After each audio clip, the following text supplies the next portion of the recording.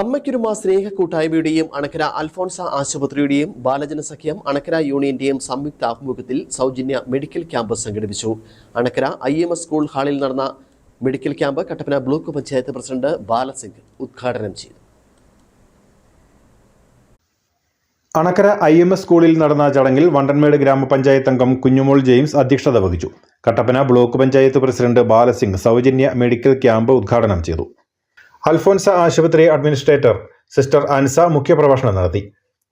അമ്മയ്ക്കൊരുമ സ്നേഹക്കൂട്ടായ്മ രക്ഷാധികാരി Babu Surafi, Balajana Sakhyam union president Adil C Manoj, secretary Richa Maria Soni എന്നിവർ സംസാരിച്ചു.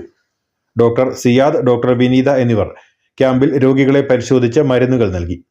അൽഫോൺസ ആശുപത്രി സ്റ്റാഫ് അംഗങ്ങൾ, സഖ്യം രക്ഷാധികാരി സാബു കുറ്റിപ്പാലിക്കൽ, ഭാരവാഹികളായ ആദിൽ KS, ഷെൽന ഷെല്ലി, അന്ന സിംസൺ, അനസ് KS, അഹല്യ ഷിബു, അതുല്യ, ഗോപിക, അഹന്യ ഷിബു എന്നിവർ ക്യാമ്പിന് നേതൃത്വം നൽകി.